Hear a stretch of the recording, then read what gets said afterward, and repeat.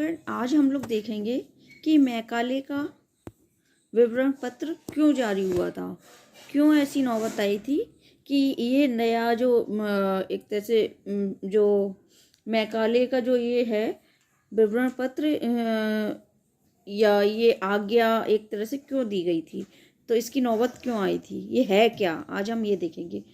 तो क्या हुआ था कि जब 1813 में जो आज्ञा पत्र दिया हुआ था तो उसकी 43वीं धारा में भारतीयों की शिक्षा का जो उत्तरदायित्व कंपनी के हाथों में सौंपा था। 1813 में भारतीयों की जो शिक्षा, क्योंकि भारतीयों को अंग्रेजी का ज्ञान नहीं था और कंपनी के सारे कार्य जो उच्च पद पे जो व्यक्ति होते थे उन्हें सारे कार्य अंग्रेजी भाषा में ही करने होते थे। तो जब उन्हें अंग्रेजी नहीं आएगी तो वो कैसे इस काम को करेंगे, तो ये आदेश दिया गया था कि हर एक को अंग्रेजी भाषा का ज्ञान होना चाहिए। तो उसके लिए ये कंपनी पे ये जो भार सौंपा गया था भारतीयों की शिक्षा का, तो उसमें उसे उनकी शिक्षा के लिए कम से कम 1 लाख रुपए की धनराशि खर्च करने का आदेश दिया गया था कंपनी को। 1813 की जो आज्ञा पत्र था उसमें 43वीं धारा में उन्होंने भारतीयों की शिक्षा का जो उत्तरदायित्व कंपनी पर सौंपा था, उसके लिए कंपनी को कम से कम 1 लाख रुपए खर्च करने थे। लेकिन क्या हुआ कि उसमें ये बात क्लियर नहीं हुई कि किस तरह की शिक्षा पे ये 1 लाख रुपए खर्च करने हैं। तो उन्होंने क्या किया कि जब हमारे पास ये रुपए आ रहे हैं और हमें कोई बात क्लियर नहीं हो रही तो फिर उसमें बहुत दिक्कतें आती हैं। तो जब ये क्लियर नहीं हुई कि किस तरह की शिक्षा पे खर्च करने हैं, कि वो प्राच्य शिक्षा है या फिर पाश्चात्य शिक्षा है, तो उसका परिणाम क्या हुआ कि कंपनी के जो कर्मचारी थे उनमें शिक्षा के स्वरूप को लेकर विवाद खड़ा हो गया। कि आधे लोग ये कहते थे कि नहीं, पाश्चात्य शिक्षा जरूरी है, और आधे लोग प्राच्य शिक्षा पर बल देने लगे। ठीक है, तो विवाद खड़ा हो गया इस बात से कि ये जो 1 लाख रुपया भारतीयों की शिक्षा पर आ रहा है तो भारतीयों को इस तरह की शिक्षा दी जानी चाहिए। तो इसमें 2 गुट बन गए एक तरह से, है ना। तो फिर क्या हुआ कि अब जब ये जो विवाद खड़ा हुआ तो इस विवाद का क्या नाम, विवाद को किस नाम से जानते हैं, प्राच्य या पाश्चात्य विवाद के नाम से जानते हैं इसको। इस विवाद में भाग लेने वाले 2 मुख्य दल थे, प्राच्यवादी और पाश्चात्यवादी। तो इसलिए इसका नाम भी इसी नाम से पड़ा कि प्राच्य और पाश्चात्यवादी। ठीक है, ये विवाद का नाम हुआ। विवाद का कारण क्या था? विवाद का कारण था 1813 की जो आज्ञा पत्र था उसमें जो 43वीं धारा है उसमें साहित्य और भारतीय विद्वान 2 शब्दों का प्रयोग किया था। ये जो धारा थी 43वीं, इसमें भारतीय विद्वान और साहित्य 2 शब्दों का प्रयोग हुआ था, वही इसका विवाद का कारण था। वो कैसे था? प्राच्यवादी और पाश्चात्यवादियों ने इन दोनों शब्दों की व्याख्या 2 विभिन्न प्रकार से की। भाई ये 2 शब्द तो यूज हो गए उसमें, लेकिन जो ये 2 दल बने हुए थे, 2 गुट बने हुए थे, एक प्राच्यवादी का और एक पाश्चात्यवादियों का, तो उन्होंने उन 2 शब्दों को पकड़ लिया कि अब उन्होंने अपने अपने हिसाब से उसकी व्याख्या की। जो प्राच्यवादी थे उनका क्या कहना था कि इस धारा के साहित्य शब्द के अंतर्गत केवल अरबी और संस्कृत साहित्य एवं भारतीय विद्वान का अर्थ, मतलब इस साहित्य के शब्द के अंतर्गत केवल अरबी और संस्कृत साहित्य ही आता है। और भारतीय विद्वान का अर्थ क्या उन्होंने लगाया अपने हिसाब से प्राच्यवादियों ने, कि इन दोनों भाषाओं में से किसी एक भी भाषा का ज्ञान हो वो भारतीय विद्वान है। जो प्राच्यवादी थे उन्होंने इसका अर्थ ऐसे लगाया कि मतलब इन दोनों में से इन जो साहित्य शब्द है उसके अंतर्गत केवल अरबी और संस्कृत साहित्य आता है, और जो भारतीय विद्वान है वो किसे मानेंगे, जिसको इन दोनों भाषाओं में से किसी भी एक भाषा का ज्ञान हो वो भारतीय विद्वान है। और पाश्चात्यवादियों का क्या मानना था कि इन दोनों शब्दों का अर्थ इतना संकीर्ण नहीं है, साहित्य में अंग्रेजी का विशेष स्थान है। उन्होंने इस तरह से लगाया, तो दोनों ने अलग अलग तरीके से उसका अर्थ लगाया। प्राच्यवादी थे कौन, कि भाई ये लोग थे कौन जिन्होंने ये विवाद खड़ा किया, प्राच्यवादी हैं या पाश्चात्यवादी हैं। तो प्राच्यवादी कौन थे? प्राच्यवादी वो लोग थे जो कंपनी के पुराने और अनुभवी कर्मचारी थे। वो कंपनी के ही कर्मचारी थे जो पुराने और अनुभवी थे। इसमें उनके नाम हैं, एक वारेन हेस्टिंग्स है, जॉनथन है, डंकन और लॉर्ड मिंटो भी है, इसमें शामिल थे। एक प्रिंसेप प्राच्यवादी दल का नेता था, जो कौन था? बंगाल का शिक्षा सचिव था। और इसकी धारणा क्या थी? कि भारतवासी को विभाजित करके ही उन पर शासन किया जा सकता है। आपने सुना होगा कि अंग्रेजों की जो नीति थी कि फूट डालो और शासन करो, तो वो ही इसकी नीति थी। वो यही मानता था कि भारत को विभाजित करके ही उस पर शासन किया जा सकता है। अब वो कैसे करते हैं ये लोग? कि भारतीयों को तरह तरह की भाषाएं सिखा के, कि इन्हें यहाँ के जो निवासी हैं भारत के, उन्हें अरबी, फारसी और संस्कृत पर आधारित शिक्षा प्रदान करके विभिन्न धर्मों में बांट दो, विभिन्न जातियों में बांट दो और उन पर शासन कर लो। ये था इनका। बिल्सन भी इस बात का घोर विरोधी था कि भारतवासियों को अंग्रेजी शिक्षा प्राप्त करके मतलब उनको अंग्रेजी शिक्षा हम दें और फिर वो हमारे बराबर में आके बैठ जाएं। तो वो भी इसका घोर विरोधी था, है ना। ऐसे ही प्रिंसेप का क्या मानना था कि भारतीयों में वो क्षमता ही नहीं है, उनकी वो कैपेसिटी ही नहीं है कि वो अंग्रेजी सीख पाएं। तो ये इनका मानना था। फिर क्या हुआ? प्राच्यवादियों ने भारतीयों को अंग्रेजी शिक्षा दिए जाने के विरोध में 3 तर्क और दे दिए। उन्होंने 3 तर्क कौन से दिए? भारत में पाश्चात्य ज्ञान और विज्ञानों का प्रसार करने से इस देश की प्राचीन सभ्यता और संस्कृति का लोप हो जाएगा। उन्होंने पहली बात तो ये कह दी कि अगर हम भारतीयों को अंग्रेजी शिक्षा देंगे तो जो भारत की प्राचीन शिक्षा है, प्राचीन संस्कृति है, उसका लोप हो जाएगा, वो खत्म हो जाएगी। और दूसरा तर्क उन्होंने क्या दिया? भारत में अंग्रेजी शिक्षा को प्रोत्साहन देने से भारतीय साहित्य का विनाश हो जाएगा। उन्होंने दूसरा तर्क ये दे दिया कि भारतीयों को अगर हम अंग्रेजी शिक्षा देंगे तो उससे क्या होगा कि भारतीय जो साहित्य है उसका विनाश हो जाएगा। मतलब नई शिक्षा अगर हम देंगे तो पुरानी खत्म हो जाएगी। और तीसरा उन्होंने तर्क दे दिया कि जब भारतीयों की खुद की प्राचीन और भव्य संस्कृति है तो उनको अन्य देश की भाषा और साहित्य का ज्ञान क्यों दिया जाए भाई। ये भी बात सही थी एक तरह से, लेकिन मतलब उनका जो तर्क था कि जब उनकी खुद ही, लेकिन ऐसा नहीं है, कुछ भी नया सीखने में कोई बुराई नहीं होती है, लेकिन उन्होंने ये तर्क दिया जिससे उन्हें उनको ना सिखानी पड़े और उनका विकास ना हो। इसके लिए उन्होंने तीसरा तर्क ये दे दिया कि जब भारतीयों की खुद ही इतनी संस्कृति इतनी विशाल है और भव्य है, उसकी जो भी चीज़ें हैं, तो उनको नई चीज़ क्यों सिखानी, और सिखा के ये एक तरह से दोषपूर्ण नीति है। मतलब इस तरह से उन्होंने अपना वो बात को रखा। आगे पाश्चात्यवादियों ने क्या किया? 2 दल, जैसे मैं बता रही थी कि 2 गुट बन गए थे। एक सिखाना चाहता था और एक नहीं सिखाना चाहता था अंग्रेजी शिक्षा। तो दूसरा था पाश्चात्यवादियों का। तो उनका क्या मानना था? पाश्चात्यवादी कौन थे? पाश्चात्यवादी वो लोग थे कंपनी के नवयुवक कर्मचारी और मिशनरी थे। पाश्चात्यवादी कौन थे? कंपनी के जो नवयुवक थे और नवयुवक कर्मचारी और मिशनरी थे। इनके दल का कोई नेता नहीं था। पहली बात, इन्होंने प्राच्यवादियों का जमकर विरोध किया और कहा कि प्राच्य शिक्षा प्रणाली वैसे ही मरणासन अवस्था में है। मतलब इनके हिसाब से जो प्राच्यवादी जो वो थी प्राच्यवादी शिक्षा प्रणाली, इनके हिसाब से मरणासन अवस्था में थी। उसे पुनर्जीवित करने के लिए किसी मानव के प्रयास के बाहर की बात थी इनके हिसाब से। तो इन्होंने क्या किया? ये घोषित कर दिया कि अरबी, फारसी, संस्कृत के साहित्यों में पुरातन और निरर्थक बातों के सिवा किसी प्रकार का उपयोगी ज्ञान नहीं मिलता। इन्होंने ये कह दिया कि अरबी, फारसी, संस्कृत के साहित्यों में पुरातन और निरर्थक विचारों के सिवा किसी प्रकार का उपयोगी ज्ञान नहीं मिलता। भारतीयों को मानसिक विकास करने के लिए उनको अंग्रेजी के माध्यम से पाश्चात्य ज्ञान और विज्ञानों से अवगत कराना जरूरी है।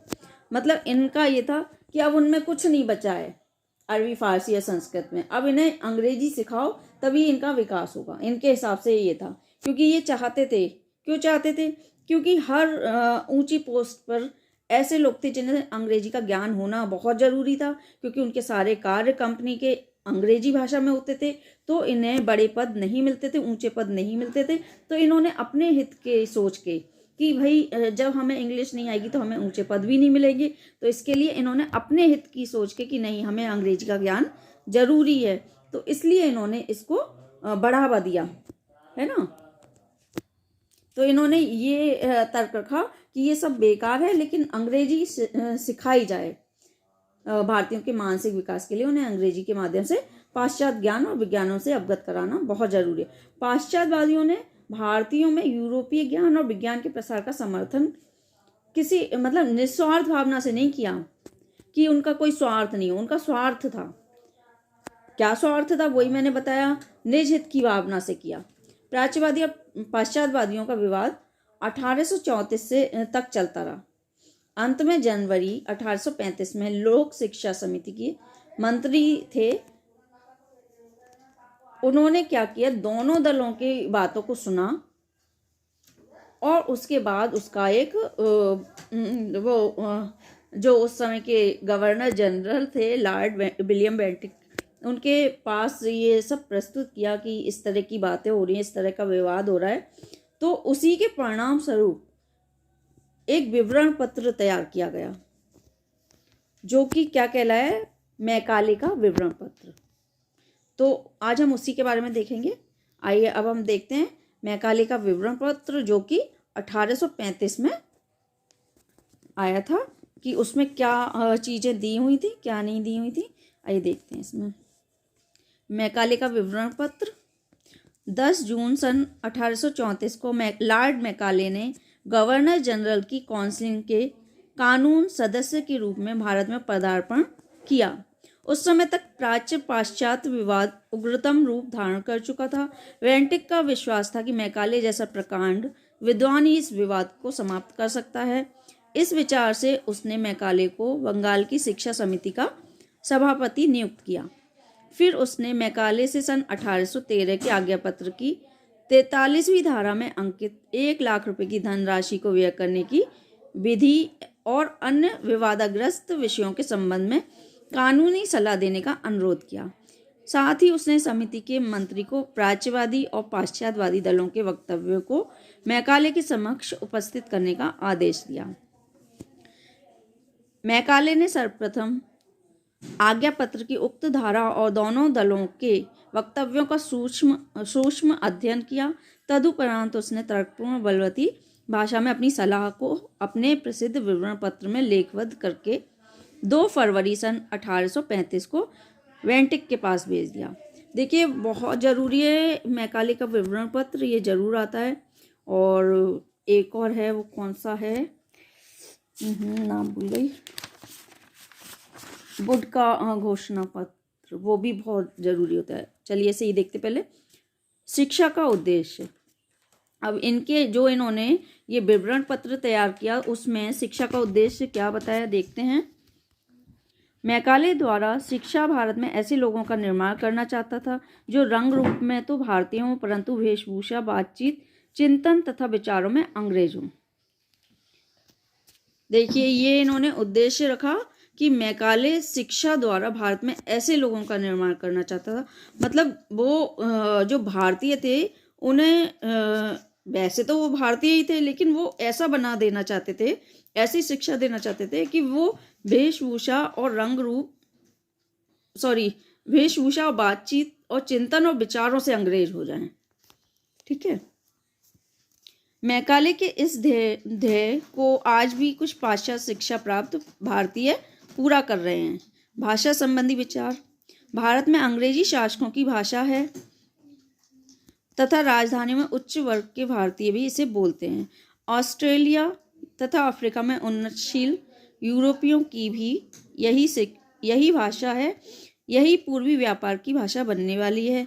अतः चाहे हम भारत के महत्व पर विचार करें या देश की परिस्थिति पर अंग्रेजी ही भारतीयों के लिए सबसे हितकर रहेगी। यही चीज़ है कि हर जगह इंग्लिश का ही बोलबाला है।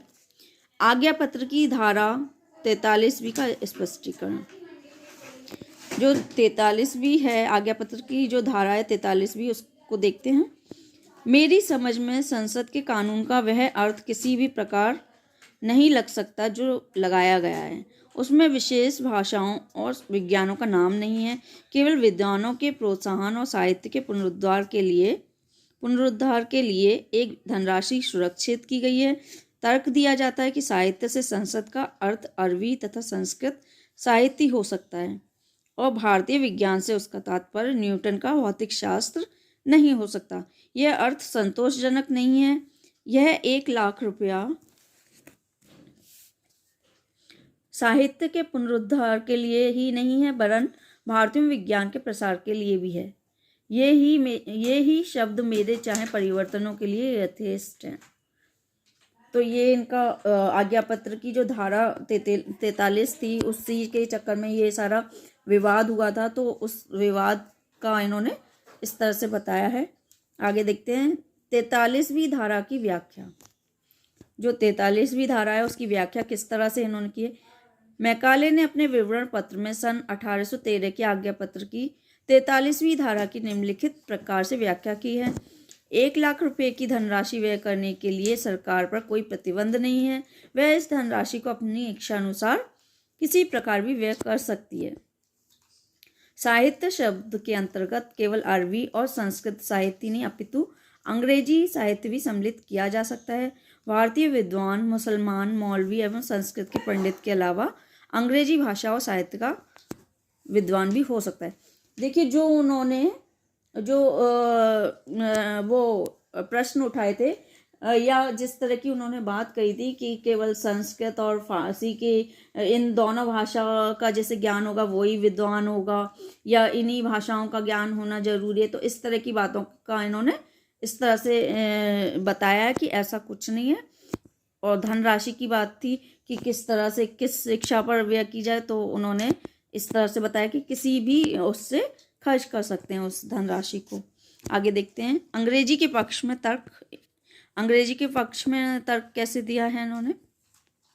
आज्ञा पत्र की 43वीं धारा की व्याख्या करने के बाद मैकाले ने प्राच्य शिक्षा एवं साहित्य का प्रबल खंडन और अंग्रेजी के माध्यम से पाश्चात्य ज्ञान और विज्ञानों की शिक्षा का शक्तिशाली समर्थन किया।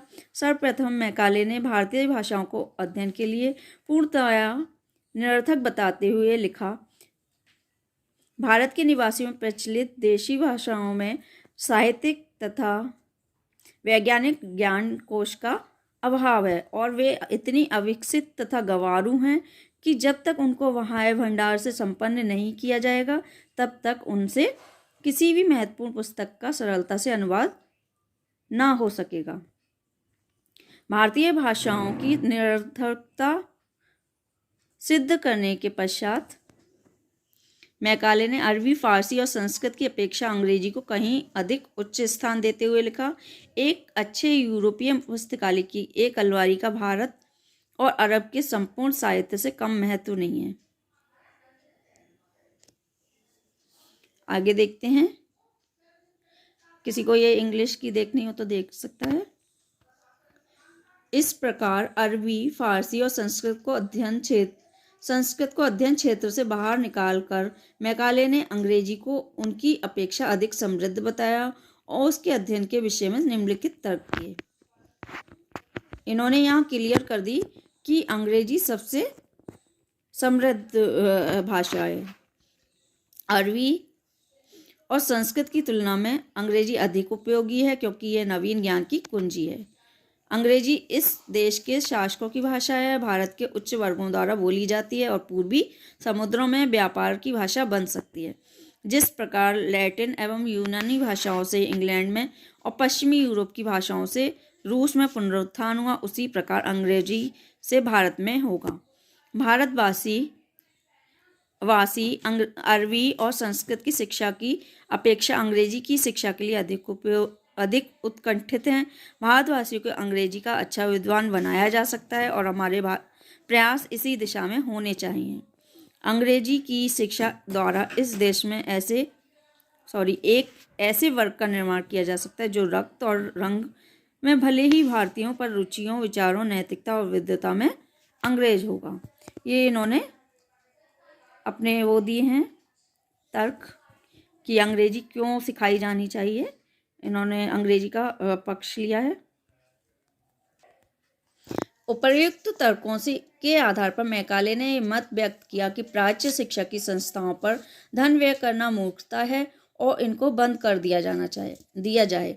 इनके स्थान पर अंग्रेजी भाषा के माध्यम से शिक्षा प्रदान करने के लिए संस्थाओं की सृष्टि की जाए। अंग्रेजी भाषा का यशगान और समर्थन करते हुए मैकाले ने कहा, अंग्रेजी पश्चिम की भाषाओं में भी सर्वोपरि है। जो व्यक्ति अंग्रेजी भाषा जानता है वह उस विशाल ज्ञान भंडार को सुगमता से प्राप्त कर लेता है जिनकी विश्व की सबसे बुद्धिमान जातियों ने रचना की है। तो इन्होंने पूरी तरह से जो ये मैकाले का विवरण पत्र है उसमें पूरी तरह से अंग्रेजी का पक्ष लिया है, अंग्रेजी शिक्षा पर बल दिया है। आगे देखते हैं मैकाले द्वारा प्रदान की गई चुनौती। क्या चुनौतियां इन्हें? यह कौंसिल मेरा प्रस्तावित अर्थ स्वीकार करे तो किसी नए कानून की आवश्यकता नहीं है, वरना मैं एक छोटे कानून द्वारा 1813 के आज्ञा पत्र के उस वाक्यांश को रद्द करने का प्रस्ताव करूंगा। यदि मेरे विचारों की पुष्टि समिति द्वारा की जाएगी तो मैं समझूंगा कि मैंने अपना उत्तरदायित्व उत्साह तथा तत्परता से निभाया है। इसके विपरीत मेरे विचारों में मान्यता नहीं मिली तो मुझे समिति से त्यागपत्र देने की अनुमति प्रदान की जाए। इन्होंने यहाँ तक कह दिया कि ये मतलब मुझे मेरा ये बात मानी जाए, नहीं तो मैं त्यागपत्र देने की अनुमति भी दी जाए मुझे, अगर नहीं मानी जा रही तो। मेरा दृढ़ विश्वास है कि यदि हमारी शिक्षा नीति चलती रही तो 30 वर्ष बाद बंगाल के सम्मानित वर्गों में एक भी मूर्ति पूजक ना रहेगा और यह बिना धर्म प्रचार के केवल ज्ञान और विचार से हो जाएगा। मैं इस संभावना से प्रसन्न हूँ। आगे मैकाले के विवरण पत्र की समीक्षा ये और देख लेते हैं जल्दी। आपकी समझ में आ ही गया होगा, इसमें मैंने समझा दिया है काफ़ी हद तक। जो भी ना समझ आए तो आप लोग मुझे पूछ सकते हैं कमेंट करके। मैकाले के सुझाव पर निर्मित शिक्षा नीति के निम्नांकित दोष उभर कर आए। भारतीयों में फूट का बीजारोपण किया, प्रांतीय भाषाओं के विकास के अवसरों को अवरुद्ध किया, भारत में दफ्तर में काम करने वाली एक फौज का निर्माण किया जिसमें श्रम के महत्व को नहीं स्वीकार किया, विदेशी भाषा को भारत पर थोपा गया, भारतीय संस्कृति की अवहेलना की गई, विदेशी सभ्यता को भारत पर थोपा गया, भारतीय धर्मों की अवहेलना की गई, पाश्चात्य शिक्षा तथा भाषा द्वारा भारत में शिक्षक वर्ग तथा जनसाधारण के बीच खाई उत्पन्न की गई, भारतीय साहित्य की अवहेलना की गई, भारत में ऐसा शिक्षित वर्ग तैयार किया गया जो अंग्रेजी शासन को दृढ़ता प्रदान करे। यद्यपि इस शिक्षा नीति के उपर्युक्त दोष उभर कर आए, फिर भी उसकी शिक्षा नीति से निम्न अच्छे प्रभाव डाले। भारत के वो अच्छे प्रभाव कौन से थे? ये इतने दोष हैं इसके और ये इसके कुछ अच्छे प्रभाव भी हुए। भारत के लिए विस्तृत विज्ञान के द्वार खोले, भारत की आधुनिक शिक्षा संरचना का शिलान्यास रखना, भारत में राजनीतिक जागरूकता उत्पन्न करना। तो ये था हमारे मैकाले का विवरण पत्र, जो कि प्राच्य और पाश्चात्यवादियों के विवाद के कारण हुआ था। ये आप लोग देख लीजिए, ये इसमें से जरूर क्वेश्चन आते हैं कि ये कैसे हुआ, क्यों हुआ, कौन कौन इसमें शामिल थे, और ये इसके जो नेगेटिव पॉइंट हैं ये हैं, और ये इसके कुछ अच्छाइयाँ भी रहीं। हर चीज़ की अच्छाई बुराई रहती हैं, ये आप लोग देख लीजिए। उसके बाद हम देखेंगे जो भी ज़रूरी होगा। जो लोग नए हैं चैनल को सब्सक्राइब कर दीजिए, लाइक शेयर कमेंट करते रहिए। Thanks for watching.